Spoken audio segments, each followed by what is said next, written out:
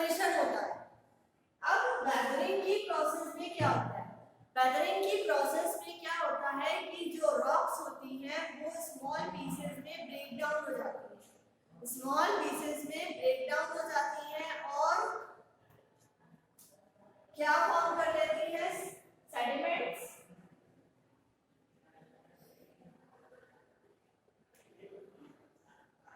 Slit, paddles, sediment, slit और paddles के form में आ जाती है। सेडिमेंट्स, स्लिट या पैडल्स के फॉर्म में आ जाती है।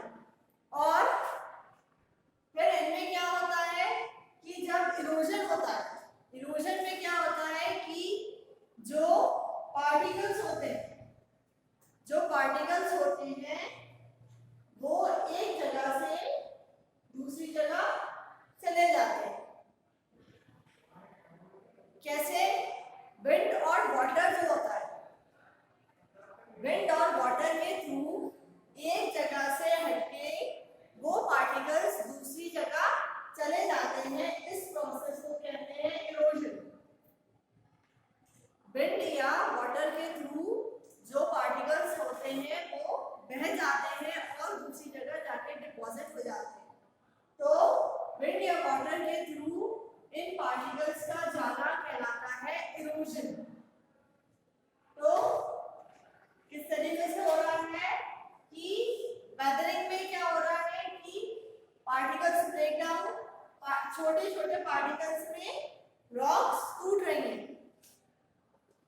वेदरिंग में क्या हो रहा है कि रॉक्स जो है वो छोटे छोटे पार्टिकल्स में टूट रही हैं और इरोजन के थ्रू वो एक जगह से दूसरी जगह जा रही हैं, जिससे क्या हो रहा है? लैंडफॉर्म्स का फॉर्मेशन हो रहा है। अब वैसे तो इरोजन जो है वो एक बहुत ही नॉर्मल प्रोसेस है, नेचुरल प्रोसेस है। ये इरोजन जो है वो एक नेचुरल प्रोसेस है, मगर कुछ ह्यूमन एक्टिविटीज की वजह से इरोजन जो है वो बढ़ रहा है। जैसे डिफॉरेस्टेशन की वजह से, और जो लैंड है जहां पर एग्रीकल्चर या फिर प्लांटेशन होना चाहिए, वहां पर क्या हो रहा है? बिल्डिंग्स बन रही हैं।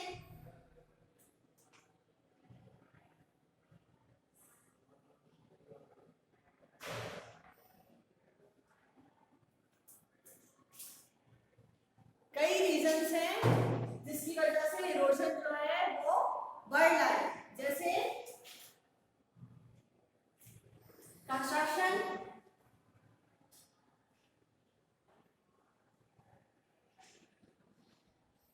ज्यादा से ज्यादा बिल्डिंग्स बनती जा रही हैं और रोड बिल्डिंग्स,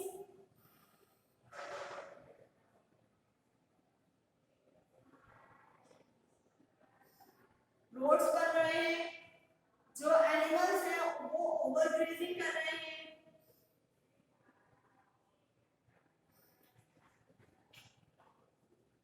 ओवरग्रेजिंग में क्या होता है कि जब कैटल्स एक जगह ग्रेजिंग करते हैं तो वहां पर क्या होता है? वहां पर जितनी भी ग्रास होती है वो खत्म हो जाती है और नीचे का जो पोर्शन होता है वो बिल्कुल ऊपर आ जाता है।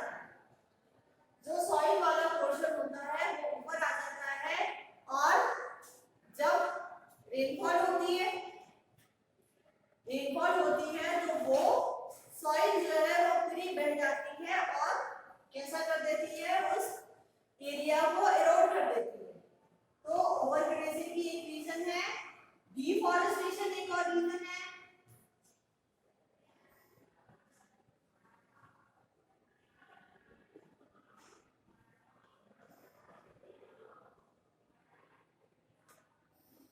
अब हम इरोजन को कंट्रोल कैसे कर सकते हैं? इरोजन को कंट्रोल हम ऐसे कर सकते हैं कि हम क्या करें? टेरेस फार्मिंग करें इरोजन को टेरेस बनाया और प्लांटेशन करें।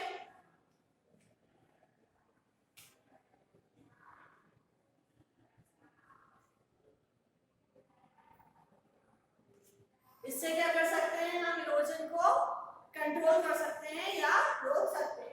अब वेदरिंग जो है वो वेदरिंग की प्रोसेस में बहुत बड़ी बड़ी रॉक्स भी टूट जाती है। कई बार क्या होता है कि जो रॉक्स होती हैं उनमें प्लांट ग्रो कर जाते हैं, उनमें प्लांट ग्रो करने लगते हैं। रॉक्स में छोटे छोटे से क्रैक्स हो जाते हैं और उसमें प्लांट्स ग्रो करने लगते हैं। जब वो प्लांट्स बढ़ते हैं तो उनकी जो रूट्स होती हैं वो फैलती हैं। जब रूट्स उनकी फैलती हैं तो क्या होता है कि जो रॉक्स में जो क्रैक्स होते हैं वो और ज्यादा टूट जाते हैं। जैसे जैसे प्लांट बढ़ता है वैसे वैसे वो रॉक टूटती जाती है। तो इस तरीके से भी वेदरिंग होती है। तो इस प्रोसेस में भी क्या हो रहा है, रॉक्स जो है वो टूट रही है। तो वेदरिंग की प्रोसेस में बड़ी से बड़ी रॉक्स भी टूट जाती है। Next is work of river.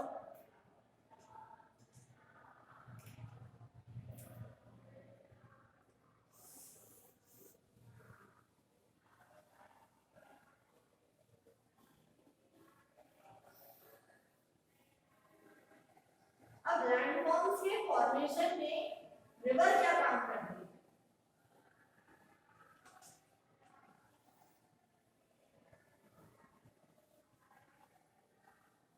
या फिर रिवर से किस तरीके से लैंडफॉर्म्स का फॉर्मेशन हो रहा है?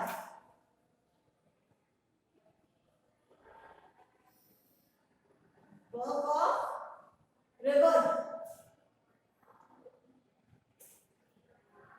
रिवर के थ्रू भी बहुत ज्यादा लैंडफॉर्म्स का फॉर्मेशन होता है।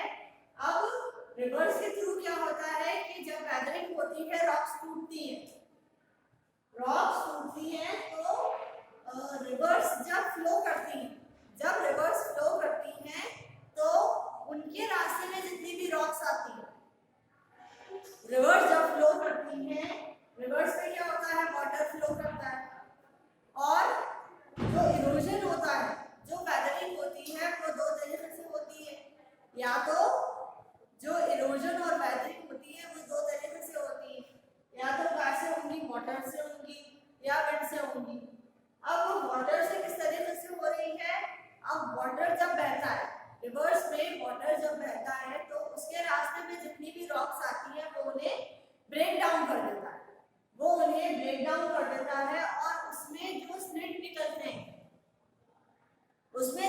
निकलते हैं और जो कोर्स पार्टिकल्स होते हैं उन सबको वो अपने साथ बहा के ले जाता है और क्या होता है, अपने साथ भगा के ले जाता है और दूसरी जगह जहां पर उसका डेल्टा होता है, जहां पर उस रिवर का डेल्टा होता है वहां पर उन पार्टिकल्स को डिपॉजिट कर देता है।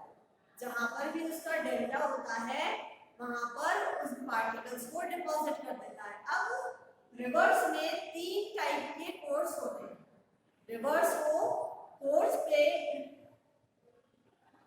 में कोर्स के फॉर्म में अगर उन्हें डिवाइड किया जाए तो तीन टाइप के कोर्स होते हैं। रिवर्स को अगर कोर्स के बेसिस पे डिवाइड किया जाए तो तीन कोर्स होते हैं। Upper course,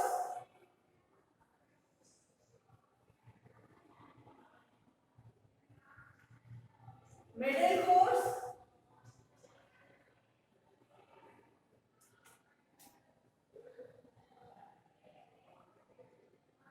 and lower course.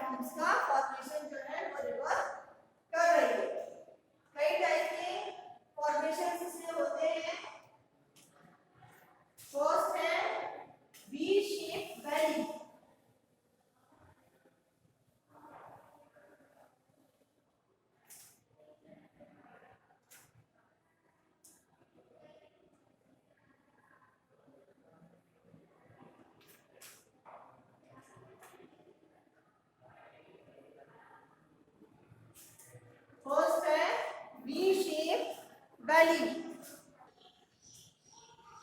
Reverse से जो लैंडफॉर्म्स का फॉर्मेशन होता है उसमें सबसे पहले हम देख रहे हैं V shape valley. V shape valley में क्या होता है, वी शेप वैली में एक वी शेप की वैली बन जाती है। ये मेनली वी शेप वैली जो है ये कहाँ बनती है, हमें हाईलैंड से।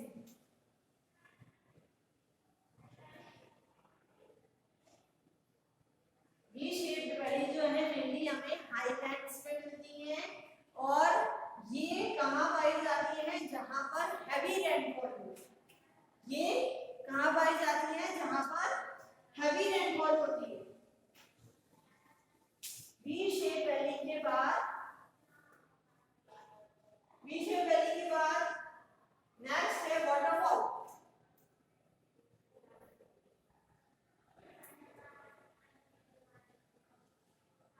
वाटरफॉल में क्या होता है, जब वाटर एक सफिशिएंट हाइट से, जब वाटर एक हाइट से वाटर नीचे गिरता है, जब एक हाइट से, जब एक पर्टिकुलर हाइट से वाटर नीचे गिरता है तो उसे वाटरफॉल कहा जाता है। जब एक हाइट से वाटर नीचे गिरता है तो वाटरफॉल का फॉर्मेशन होता है। और वाटरफॉल में क्या होता है कि कई हार्ड और सॉफ्ट रॉक्स बनती हैं, कई हार्ड और सॉफ्ट रॉक्स बनती हैं और ये रॉक्स जो हैं वो, ये रॉक्स जो बनती हैं हार्ड और सॉफ्ट रॉक्स, ये जो वाटर कोर्स होता है, जो वाटर कोर्स होता है उसमें वर्टिकल और हॉरिजॉन्टल मैनर में ये जम जाता है। वाटर कोर्स के अंदर ये वर्टिकल और हॉरिजॉन्टल फॉर्म में जम जाता है। तो वाटरफॉल में क्या होता है कि हार्ड और सॉफ्ट रॉक्स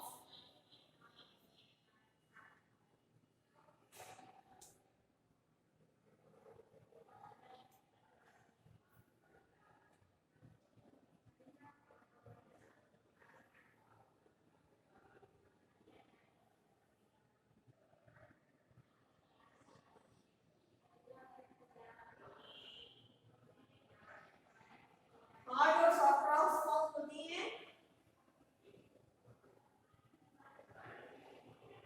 और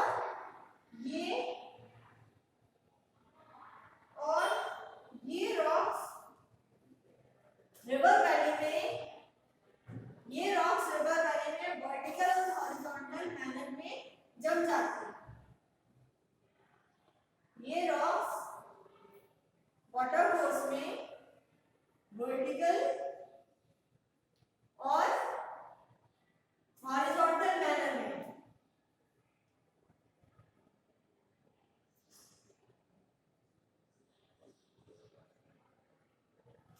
वर्टिकल और हॉरिजॉन्टल मैनर में रिवर कोर्स के अंदर जम जाती है। ठीक है, वाटरफॉल के बाद हमारा नेक्स्ट है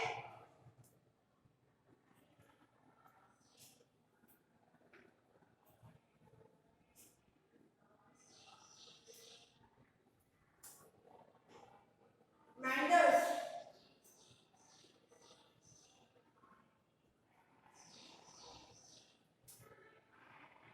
अब मेंडर्स में क्या होता है कि जो रिवर वैली होती है, जो रिवर वैली होती है वो अपने आसपास का जो उसका रिवर का बैंक होता है, जो उसका रिवर बैंक होता है, रिवर बैंक क्या होता है, रिवर के आसपास का एरिया, रिवर के आसपास का एरिया कहलाता है रिवर बैंक।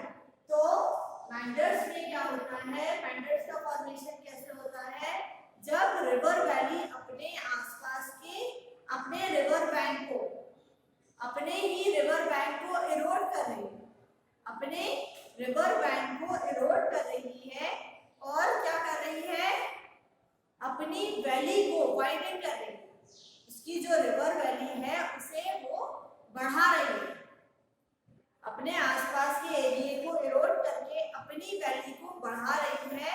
तो ये जो रिवर का फॉर्मेशन होता है, ये जो रिवर का फॉर्मेशन होता है ये कहलाता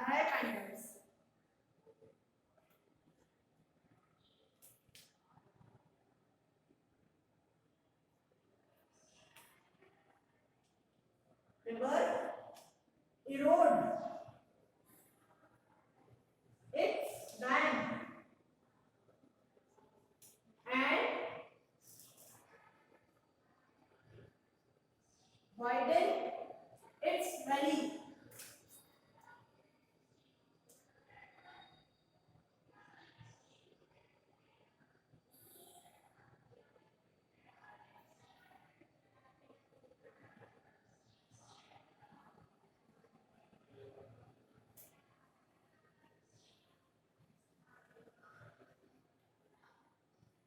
रिवर अपने आसपास के अपने ही रिवर बैंक को इरोड कर रही है और अपनी वैली को वाइडन कर रही है। तो किसका फॉर्मेशन हो रहा है?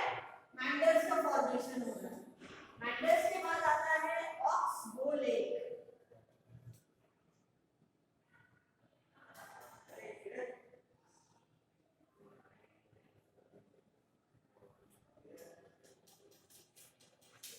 अब ऑक्सबो लेक में क्या हो रहा है?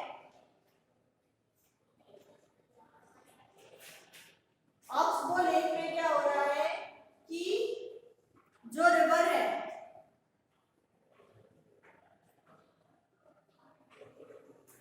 ऑक्सबो लेक में एक यू शेप वाटर बॉडी का फॉर्मेशन हो रहा है।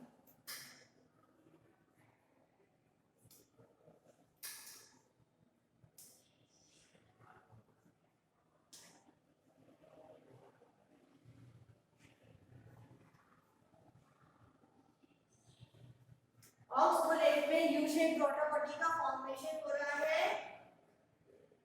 और इसका फॉर्मेशन कैसे हो रहा है कि जो रिवर है उसमें जो मैंडर्स है वो इतना ज्यादा बढ़ रहा है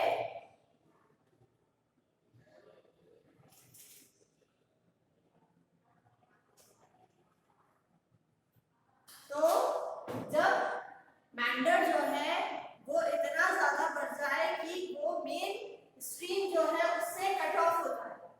जब मैंडर इतना ज्यादा बढ़ जाए कि वो मेन स्ट्रीम से कट ऑफ होता है तो उसे कहा जाता है कट ऑफ लेक। तो उसे कहा जाता है कट ऑफ लेक या फिर उससे क्या हो जाता है, U shape water body form हो रही है ऑक्सबो लेक में। और ऑक्सबो लेक में क्या हो रहा है कि जो मैंडर है वो बहुत ही ज्यादा वाइडन हो जाता है और जो मेन स्ट्रीम है उससे बिल्कुल कट ऑफ हो जाता है। जो मेन स्ट्रीम है उससे बिल्कुल कट ऑफ हो जाता है। तो ये cut off lake oxbow lake कहलाता है क्योंकि जिस तरीके से इसका डिस्ट्रीब्यूशन होता है और ये कर्व फॉर्म में बनता है, जिस तरीके से ये कर्व फॉर्म में बनता है उसकी वजह से इसको ऑक्सबो लेक का नाम दिया गया है। ऑक्सबो लेक के बाद जो नेक्स्ट लैंडफॉर्म का फॉर्मेशन हो रहा है वो है लिवीज। अब लिवीज में क्या होता है कि जो रिवर है उसके दोनों साइड्स पे रेस्ड पार्ट रहते हैं।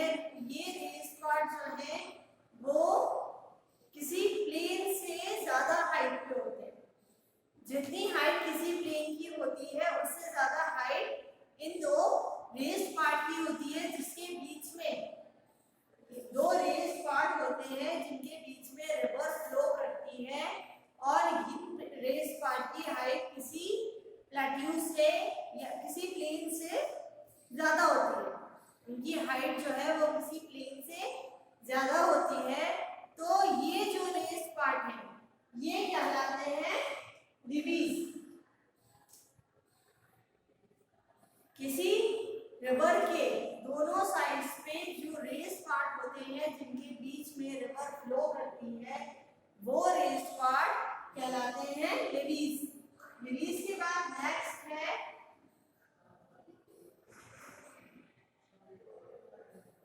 Flood plains.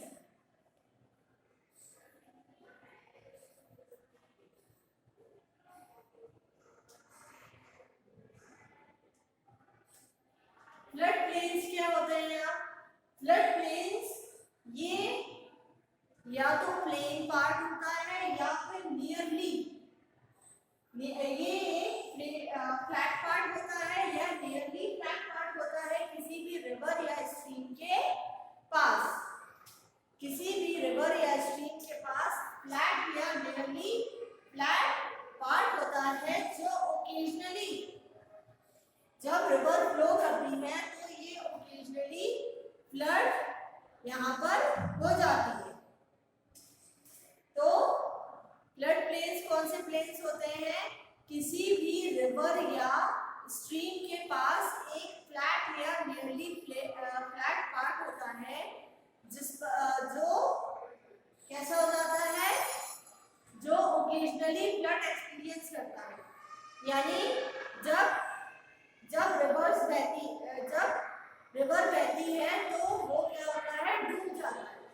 फ्लैट या नियरली फ्लैट पार्ट होता है वो डूब जाता है, वो डूब जाता है रिवर के साथ या फिर किसी भी रिवर के साथ या स्ट्रीम के साथ वो डूब जाता है।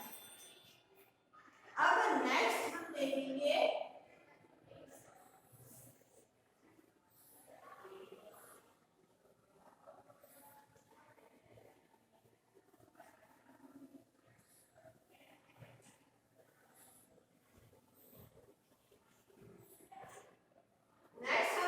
इसमें डेल्टा क्या होता है।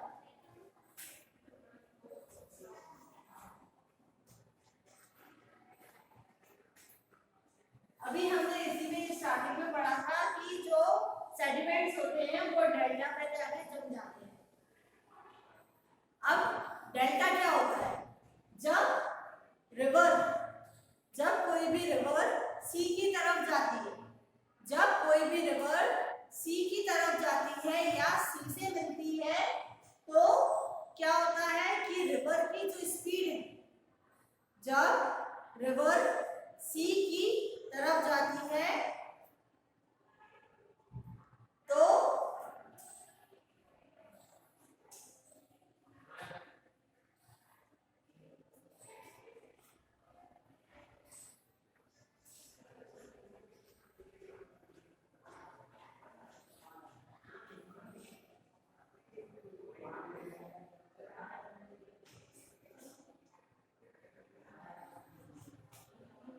जब रिवर सी की तरफ जाती है तो उसकी स्पीड जो है वो स्लो डाउन हो जाती है।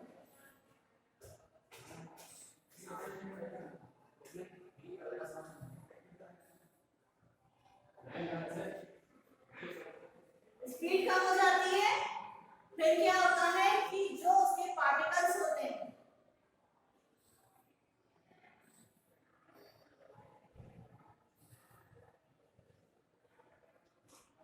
वो स्लोली डिपॉजिट होना शुरू कर देते हैं।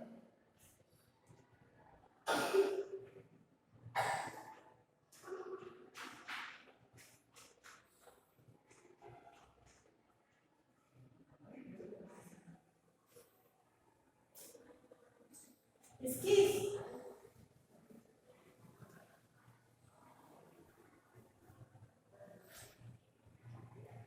रिवर की स्पीड स्लो डाउन हो जाती है और ये कई स्ट्रीम्स का फॉर्मेशन करती है।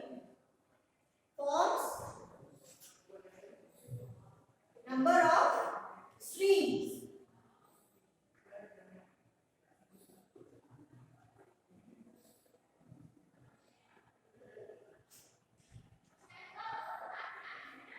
जब रिवर सी की तरफ जाती है तो उसकी स्पीड जो है वो स्लो डाउन हो जाती है और वो कई स्ट्रीम्स का फॉर्मेशन करती है जिन्हें कहा जाता है डिस्ट्रीब्यूटरीज।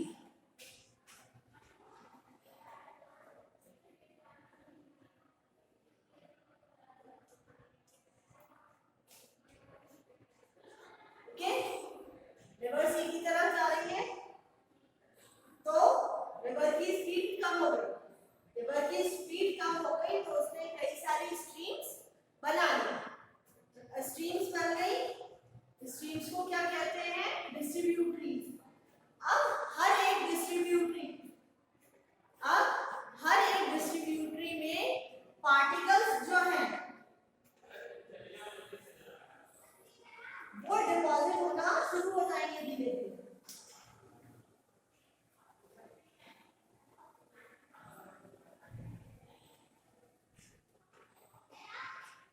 Slowly,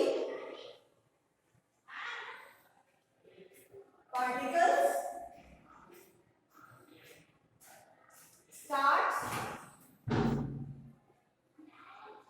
depositing.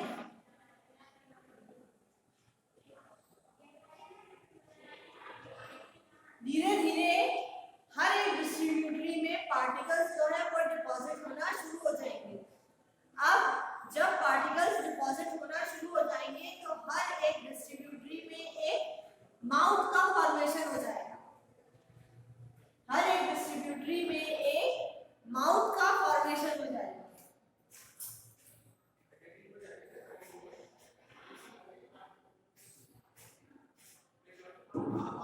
माउथ का फॉर्मेशन हो जाएगा और जब ये सारे माउथ मिलेंगे, जब ये जितनी भी डिस्ट्रीब्यूटरीज बनी है हमारी उनमें हर एक में डिपोजिशन होगा पार्टिकल्स का डिपोजिशन होगा तो माउथ का फॉर्मेशन हो जाएगा।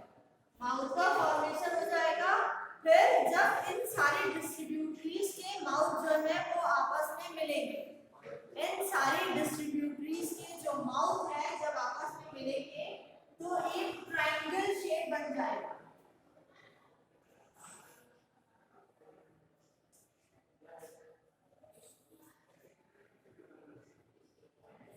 सारी डिस्ट्रीब्यूटरीज के माउथ जब मिलेंगे तो एक ट्रायंगल का